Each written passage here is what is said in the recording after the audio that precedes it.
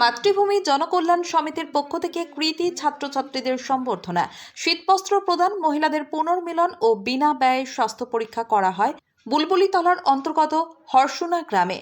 প্রতি বছরের মতো এবছরও 10টি স্কুল এবং 2টি কলেজের ছাত্রছাত্রীদের নিয়ে প্রাকৃতিক বিপর্যয়ে মানুষকে উদ্ধার করার কৌশল শেখানো হয়। প্রায় 40 থেকে 50 বছর আগে বিবাহিত মহিলারা যাদের অন্যত্র বিয়ে হয়ে চলে গেছে তাদেরকে এই গ্রামে এই একটা দিনে নিয়ে আসার ব্যবস্থা করা হয়, যাতে তারা তাদের বন্ধুবান্ধব প্রত্যেকের সেই সময়কালের যারা ছাত্রছাত্রী এবং সেই গ্রামের মেয়েরা ছিলেন তাদেরকে প্রত্যেকের সাথে একটি পিকনিকের আয়োজন করা হয় এবং তারা কোনোদিন ভাবতেও পারেনি যে তাদের এই সমস্ত হারিয়ে যাওয়া বন্ধুদের সাথে আবার দেখা হবে। এছাড়াও কলকাতার বেসরকারি হাসপাতালে চিকিৎসকদেরকে নিয়ে এসে বিনা খরচে স্বাস্থ্য পরীক্ষা শিবির করা হয়। একই দিনে এত আয়োজন পেয়ে খুশি গ্রামবাসীরা। কমল পড়ার report, MBS news. Sohana Parvin.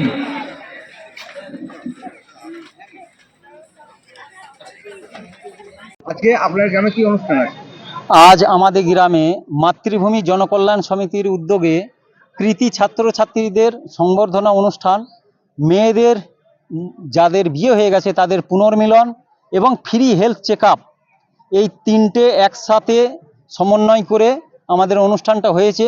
এতে 10টি হাই স্কুল এবং 2টি সরকারি গভর্নমেন্ট কলেজকে আমরা কৃতি যারা ছাত্রছাত্রী ফার্স্ট সেকেন্ড হয় প্রত্যেকটা ক্লাসের, তাদেরকে নিয়ে এসে একই মঞ্চে একত্রে করে পুরস্কার বিতরণ অনুষ্ঠান করেছি। আমাদের মন্ত্রী স্বপন দেবনাথ সাহেব মহাশয়ের অনুপ্রেরণাতে এই সভাটি সাফল্যমণ্ডিত হলো পেয়েছে।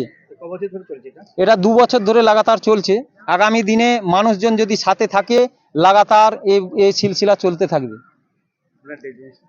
আমি হেড কনস্টেবল, আমি 1st battalion NDRF a service করি। এই মুহূর্তে আমি ছুটিতে আমার গ্রামে এই প্রোগ্রামটা দেওয়ার উদ্দেশ্যেই ছুটিটা নিয়ে, এটা হরসুনা গ্রাম, এটা সুলতানপুর পঞ্চায়েতের আন্ডারে, কালনা 1 নম্বর ব্লক, বর্ধমান ডিস্ট্রিক্ট। আপনি কোথায় এসেছেন প্রোগ্রামে? সুলতানপুর অঞ্চলে হরসুনাতে মাতৃভূমি জনকল্যাণ একটি প্রতিষ্ঠান, তারা ছাত্রছাত্রীদের সম্বর্ধনা দিলেন 5 থেকে 10 পর্যন্ত। তাছাড়া NDRF-এর বিভিন্ন ক্যাম্প চলছে, বিনা পয়সায় চিকিৎসার ব্যবস্থা, যে সামাজিক কাজ, এই জন্য এসেছিলাম। আমি মনে করি এরা আগামী দিনে ভবিষ্যৎ, আর মানুষ এখানে পরিষেবা পাচ্ছে, প্রতি বছরই এটা হয়ে থাকে। আমি কৃতজ্ঞতা জানাই মাতৃভূমি জনকল্যাণ সমিতি।